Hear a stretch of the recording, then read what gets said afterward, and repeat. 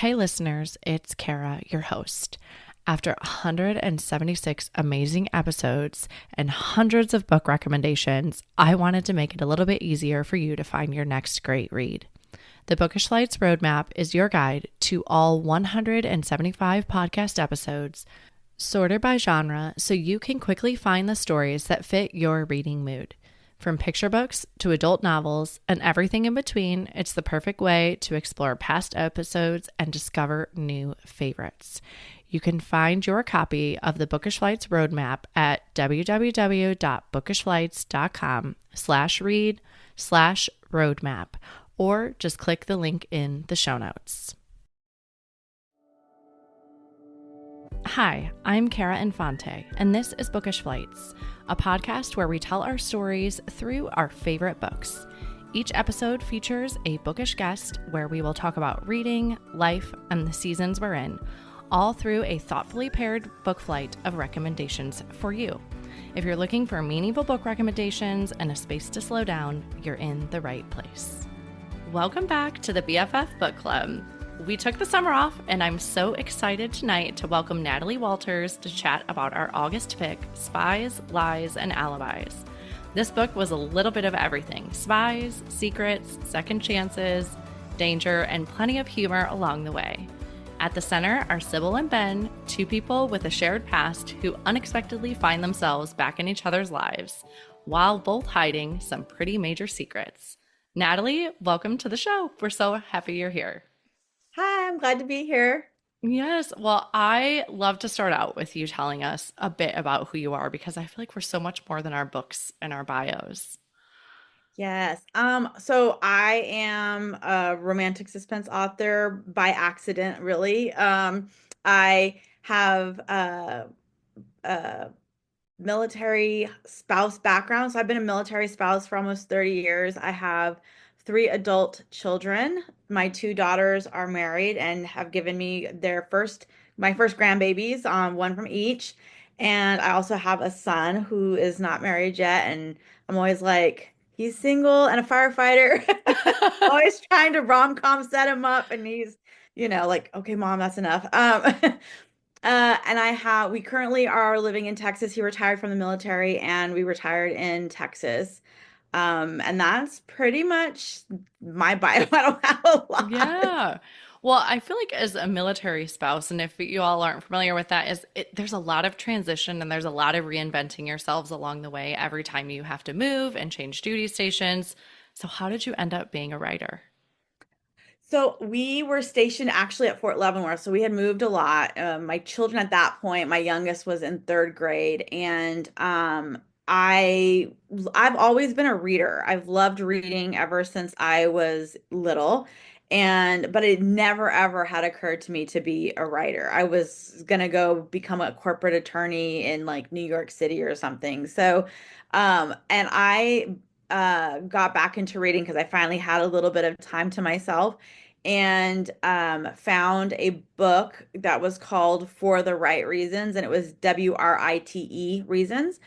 And it had little like each chapter was from like agents and editors in the publishing world and talking about how you can write. And so I was like, well, I like reading stories, so why not try to write a story? And so I ended up enrolling in the Christian Writers Guild with Jerry Jenkins and got assigned a mentor and started that process through that, and um, wrote my first story while we were stationed in Cairo, Egypt. We had been there for 2 weeks, and then the Arab Spring occurred, and we were evacuated out of the country.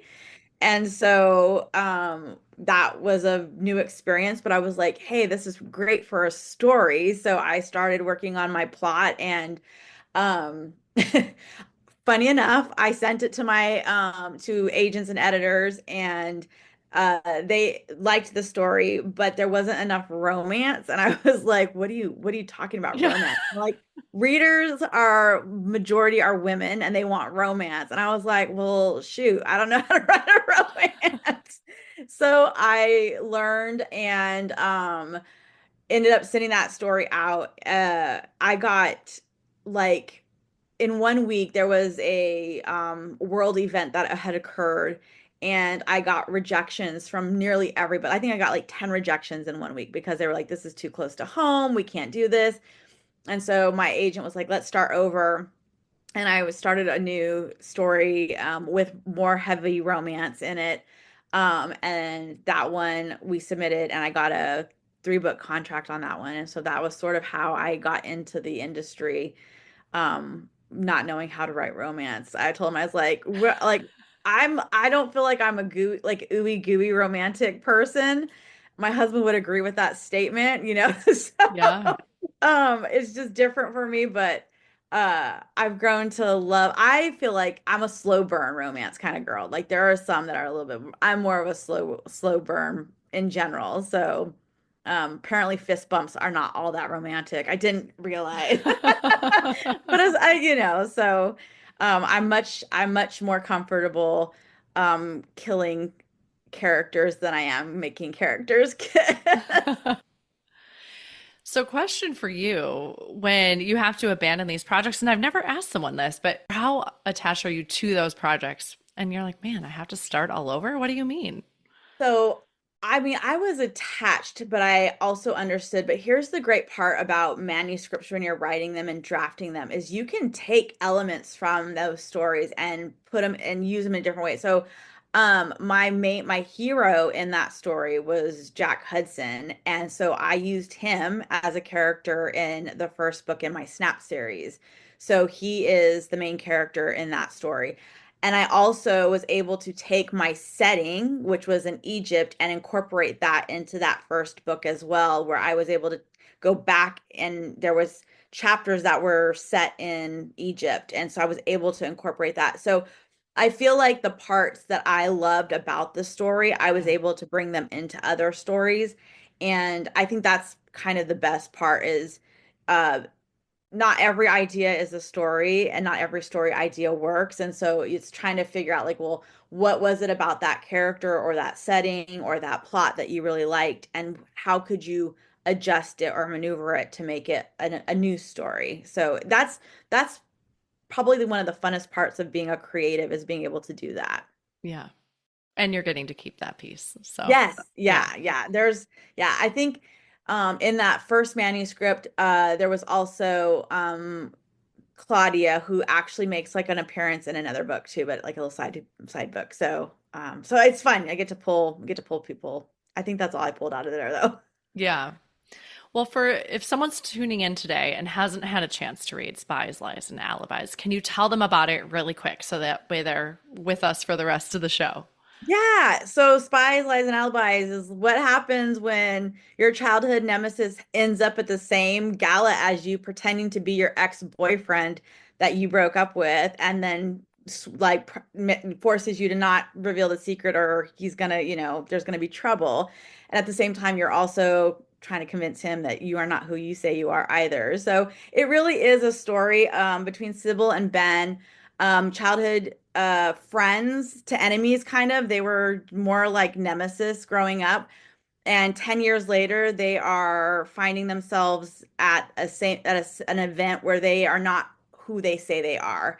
And how do they sort of they are forced to work together, and they both are trying to protect the other without revealing who they are so that they don't end up getting the other one hurt.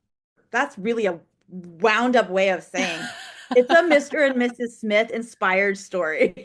I love it. I couldn't help but thinking as I was reading this the whole time of like, would I be able to like hide my identity? My husband would tell you that I just give way too much away. Like I'm a very open person and I want to feel connection with you. So I'm like, drop everything that about us. And he's like, you just told that person your life story. And I was like, well, I mean, that's okay because we connected on A, B, and C, and we're now friends. And I don't know that I could hide my identity. I don't think I could do it. Do you Yeah, think you could? I don't know if I could hide. I don't know if I could hide my identity, but I feel like I could keep. Especially when I'm in like a new environment. Like if I walk into a new environment, I will keep I'll stay quiet and I kind of read the room. And if I find somebody that I'm like, okay, there's something about that person that I can relate to, then I'm like chatty Cathy, and I'm like, my husband's Yeah. like, okay, you scared her off because you talk too much. And I'm like, well, this is a real person instead of the voices in my head. So, I sort of overcompensate on that part. But I think that there are times when I can go into a situation and I feel like, all right, I'm not gonna like reveal too much about, I mean, and a very familiar term in the military is OPSEC, which is operational Yeah. security, things you don't talk about because you don't want to put yourself in a situation where you could get in trouble. But I think that would be also because I try to read the room. I'm always trying to like study that. But I will say this story was really hard to figure that part of it out because how do I convince the reader to take that step with me and say like, okay, that could reasonably happen. Like two people who actually know the truth about who each other is, for instance, when they call Ben by a different name and she's like, that's not his name, what would make her not say that? What would make her Yeah. keep her mouth quiet? So I really had to figure out and then once she gets out of that situation where she doesn't give him away, he has to now convince her, you need to continue to play along. How does she say, okay, yeah, let's do that, when in fact she's got her own mission? And so that was the hardest part for me because I'm the kind of writer who wants to make sure that I write authentically and Yeah. believably. So that way I'm like, okay, I would buy it. If I would buy it, then because I scrutinize my work, like I'm probably the worst when I'm like Yeah. looking at it. That's not believable. That couldn't happen. And so I really wanted to make sure that I was like, okay, if this was to happen, how could this be believable? And I liked the way that it all kind of played out. So Yeah. I think you did a really good job of that. I think being the high stakes that they were in, right? I think that really yeah, helped add to yeah, that of yeah. like, There has to be a cost yeah. to the decisions and choices they make one way or the other. Yeah. What did you learn about yourself through writing this book? For me personally with this story, it was about timing. This book in particular, I had full plans to indie publish it.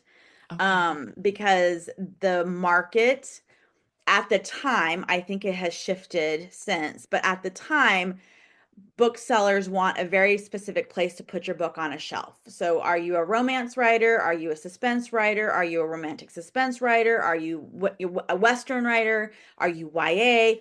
YA has a huge, like they take up half of the bookstore, which is fabulous, but they have like there's room for all their books.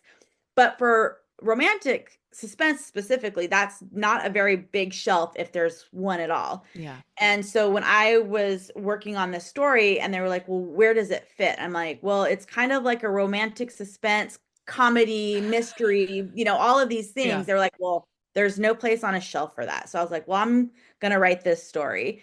And so I wrote it expecting that I was going to self-publish it. When I say I wrote it, I had the idea, I knew the story, I knew my characters, I had it outlined and ready to go. When I went to go sit down on this story, I could not get more than a couple hundred words written at a day at a time. And it was like a physical block that I could not get more and I couldn't understand it and I couldn't explain it. And so I had started this book in 2024, Okay. and at the end of 2025, I was like, I don't know why this is taking me so long. I'm just going to work on something else. And I ended up getting a phone call from my agent that there was a publisher that was interested in what I was working on next. I also got a call from a friend whose editor was looking for a book like this. And then I was like, okay, well, let me go ahead and get it written and the proposal done. I met with the publishers, and then I told my agent, I said, let's submit it wide because if there's at least two people interested, maybe there's more people interested. And it ended up going to auction. And so I ended up with other publishers wanting it. And so I ended up selling it that way. But I don't think had I written it in my timing, I would have indie Yeah. published it. And I feel like there was a purpose and a reason for that block. I just needed to be patient and trust the timing of it, which is not easy when you're just Hmm. like, I don't know why I can't ride. Yeah, and I'm not a patient person by nature. I don't know if you are. No, no. I really try not to pray for patience because I always feel like that's the one thing I'll get tested on immediately. And I don't Exactly. have, like, don't even have patience driving in the car or at the grocery store. So I really can't, like, it's every day's a test, every Yeah, day. absolutely. Well, what is your wish for readers? What do you hope they'll take away from Spies, Lies, and Alibis when they read it? I hope they have the best time. I hope that when they are reading the story that they forget about their laundry, maybe forget to feed their kids, forget that they can go outside. I want them to just forget life and enjoy themselves in sort of the adventure and feel like when they close the book, they're like, that was fun, let's do it again. So I feel like whenever I go on like a big, like a fun roller coaster or a ride and I get off and I'm like, that was so fun, let's do it again. Like that's sort of the reaction that I want when they finish reading this story. I love that. Well, let's switch gears a little bit. Let's talk about who you are as a reader and what genres do you enjoy? Well, I love a lot of genres, but I really love the spy adventure genre. And I particularly love when there's regular ordinary people who get put into a position of having to spy or do something that's outside of the realm of what they thought was possible for themselves, which like for Sybil, that is absolutely she's committing corporate espionage and she is not cut out for it. So it is not like her field of expertise. So I picked like a spy theme for mine. So my first book that I Okay. picked was The Amazing Mrs. Polifax. And this is an older book. I think like in the 60s, late 60s it was Okay. first published. And it's about this senior citizen who walks into Langley, which is the like, CIA headquarters, and is like, I volunteer as tribute to be a spy. And they're like, there's no way that you're going to be a spy. And she actually ends up going into these like pretty hilarious situations, and gets herself out of them in very unique ways. It's a lot of fun. And so this was my Sounds first. right up my alley. I love older It's so characters. fun. And both just in general, but the audiobook is really fun too. The narrators are really good. But and Okay. it's a pretty big series. Like I think there's like 12 or 14 books. Oh, So so if you fall in love, you have more yes, waiting for you you. have right, which is what we all love is where we can just binge on books. So that was my first. Yeah, so that was The Amazing Mrs. Polifax by Yes. Dorothy Gilman. And then what's the next book you brought? The next book I brought is The Spy Coast by Tess Gerritsen. And I didn't know this until after I was reading, because once I read the book, I was like, I need all the books. And I didn't realize, but she is the writer for Rizzoli and Isles. Like she wrote that series and they turned into a television series. I've Okay. never actually seen the series, so I can't speak on that, but the I know story. So pop culture and me are not, we are not on yeah, the I'm same not. Yeah. wavelength. So this one is there's a small town and it's where all this like spies retire. And so she has a group of spy friends. They call themselves the Martini Club because they meet together to have martinis. And in this one, the one of the characters, there ends up being a dead body in her driveway. And so somebody has found her. And so now her and her spy friends have to figure out who it is and is somebody sending a message? Have they found them? So it's an older cast of characters, but a lot of fun just kind of watching them navigate that. So that's this one. Yeah, so The Spy Coast by Yes. Tess Gerritsen. And this is the first in the Martini Club series. The third one's coming out tomorrow. So it is Okay, hopefully they'll get delivered tomorrow. And then I will be perfect. working because I'll be writing or reading. Yes. And then the last book is Ally Carter, The Blonde Identity. And in this one, the girl wakes up and is mistaken for a spy and has to rely on a friend of an actual spy to kind of get her through, to keep her alive, essentially. Okay. And so this one was just a lot of fun to read. Some of the stuff, just in my personal opinion, I was like, again, I'm like, that could never happen. Like that wouldn't happen. I found myself doing that a little bit in this one, but it's just a fun, easy read that you can kind of just, breeze through or whatever. And this is the first I think I know there's at least two books. I think there's a third book coming up, but I'm not entirely sure when. And then she also wrote a Christmas Yeah. Christmas She has crime book. another one coming out, like another Yeah, like Christmas. I think it's yes, Christmas based, but I don't know if it's part of the Blonde Identity or it's kind of yeah, off the most wonderful crime of the year. yes, yeah. I watched that. I read that one and I liked Okay. that one. Yeah, But I so did happen yeah. to see she has one coming out maybe in October, but it's a holiday themed one for that. Yeah, I think she did so good on her holiday one. She Yeah. wrote another holiday one. So, I mean, why not? So, Yeah. yeah, that was this is my third one. Perfect. The Blonde Identity by Ali Carter. So I'm going to open it up to questions now. If anybody, you can unmute yourself. Natalie, I am in a women's, like a church book club, and there are seven of us, and we had a book picked out, and we decided against it. And another one of the girls and we looked at each other, and I said, "Spies, Lies, and Alibis," and she said, "Yes, we should do that one." So we did it, and everybody, hands down, loved your book. Oh, thank you. And I Thank you think so that much. says a lot when you've got seven women, you know. Yes. Um, yeah. So Yes. Well, first of all, thank your book club for me for reading my book. I'm so glad that they enjoyed it.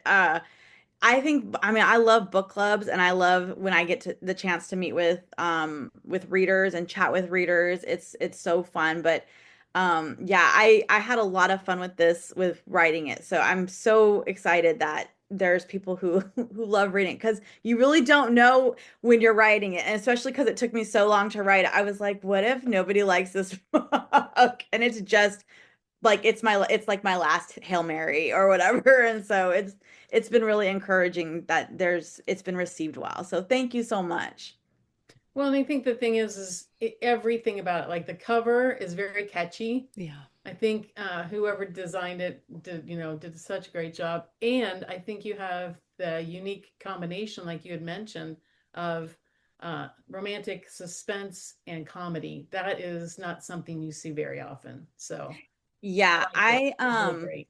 when I started writing, I mentioned my story based out of Egypt, and it was romantic suspense. And by nature, I feel like I use humor a lot as a coping mechanism, just for stress and whatever. I'm like, if you don't laugh, you're gonna cry.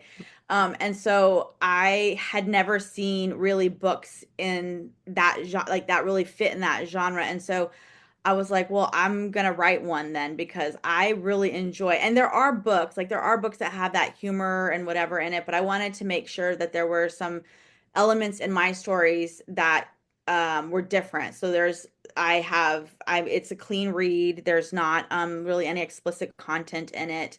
Um, but I love the balancing the humor with the suspense and the romance. And I try to do that again in an authentic way, which is why you will rarely see my characters kiss in the first half of the book unless there's like a life or death, like we're doing CPR and their lips meet or something. But like for the most part, if they're getting shot at, they're not like, let's fall in love. And so but I do I had a fun time balancing that. And so and that's sort of where Gran came in. She was an unexpected surprise, and Kentucky Fried was an unexpected surprise, but experience that one, that rooster. So it was fun. Perfect. Angela, I see you have your hand up too if you want to chime in here. Hello. Let me just tell you, I absolutely love Spies, Lies, and Alibis. And I was definitely hooked by the cover and the blurb. This is a story of like all the feels. And of course, Gran stole the show. How can you not love Gran? And the banter, but I wanted to ask her about the title because it is so catchy, as well as, if you've read the book, it totally blends. But I feel like you have to say it a certain way, like Spies, Lies, and Alibis. But tell us a little bit about the title if she can. Mhm. Well, it's nice to chat with you again, Angela. I know your sweet Hi. voice, so it's exciting to talk to you again. So I'm trying to remember what the original like working title was that I had under it. I probably could look it up. It wasn't originally Spies, Lies, and Alibis, but what my publisher does is they'll send a form to me as I'm working on the story, and they'll ask me about what do my characters look like? What are some um words or things that stand out in my book. And so I put all of that together, and then they so I'm trying, oh, the my working title was The Spy Between Us.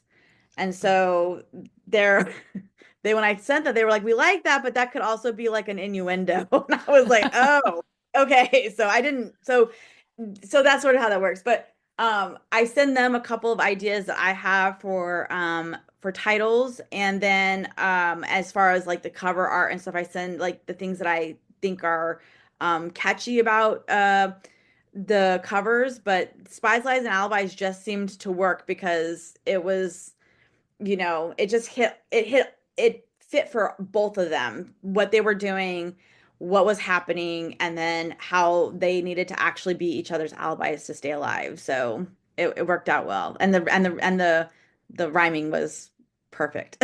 Yeah. Nailed it. Hi Natalie.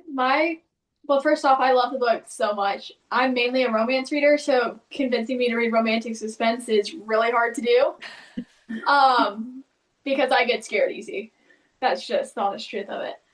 But I was wondering if there might ever be a spin-off series where Graham gets to be the star of the show.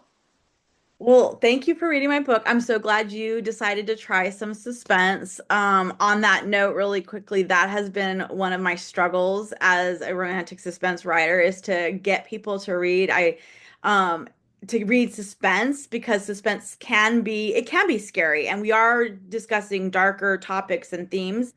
But that's where that humor, that I balance humor or with other characters coming in, because I feel like you can still approach those dark subjects but have a lightness about it that can, I mean, I have family who grew up in law enforcement. I have, my husband's military, so we've seen some really heavy and dark stuff. And so I think that the humor that we're allowed to have in the middle of that and is helpful to deal with it, and I think healthy as well. There is the idea of doing a spinoff for Gran and the Pistols and Pearls Club. I think my plan right now, currently, again, I make plans, but that's, always up in the air. My plan right now would be to do short stories for her and her retirement cronies, and give that away to my readers through newsletters or on my website.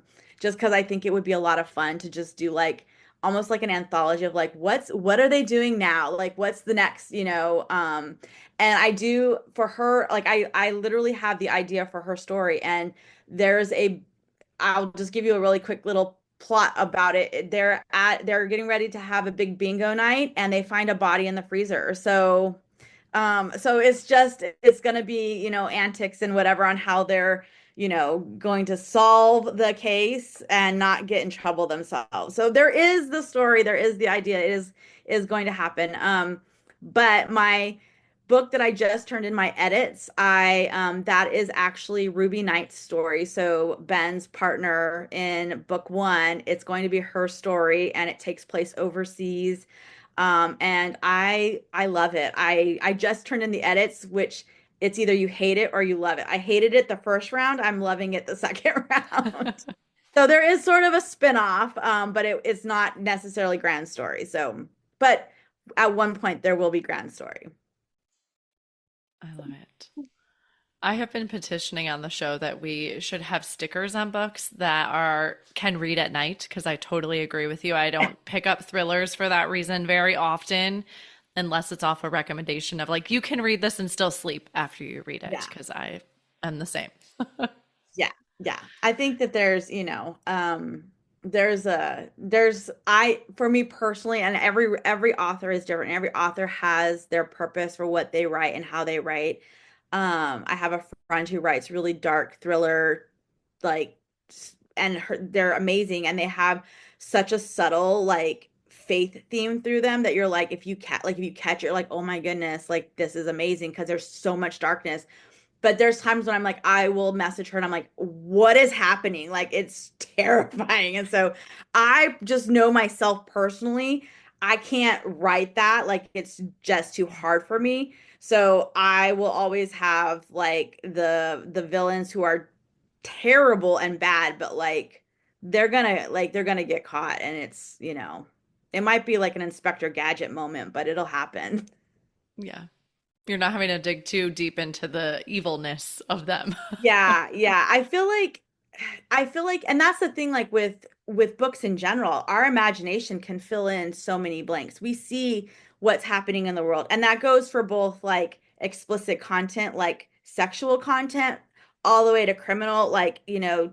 content. So I don't know that we need to read it to know it or to know that it's happening. We can fill in those blanks and be like, okay, I know what she's writing about this character. He's a bad guy and he's probably really, really bad, but I don't need to know that. I just need to know and trust that my hero and heroine are saying he's a bad guy. So we're going to go with that. Yeah. For September, just so we all, if you would love to join us, we are going to be reading Brighter Than Before by Courtney Walsh. And I have to say, if you love Natalie's book, you'll probably also love Courtney's books. But Brighter Than Before is about a woman, Claire, and she has a very painful public discovery that shatters her marriage and the picture perfect life that she thought she had. And she decides to finally do something she's wanted to do forever, was move to Chicago. So she has a bucket list that she takes with her to Chicago, and it's all about her choosing herself after this kind of disastrous breakup of her marriage and finding herself again. And it's sweet and swoony, and there's not really the suspense component, but there's the romantic comedy that's there, and you'll love it just as much as Spies, Lies, and Alibis. We're going to meet on September 29th, also at this 5 p.m. time Pacific or 7 p.m. Central time. I think it's the first link I put is a registration there if you'd like to join us with Courtney. But Natalie, I have 4 really quick speed around questions for you that I ask all the guests. What is your favorite snack or drink while writing? Oh, it depends on the mood. So it can be sweet or it can be savory. During writing Spies, Lies, and Alibis, it's probably very clear that I was choosing M&Ms. So that was the snack of choice for that particular book. Perfect. What is one word you would use to describe Spies, Lies, and Alibis?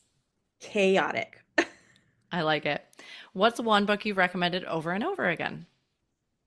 Recently, Theo of Golden. Yes. Lastly, what are you reading next?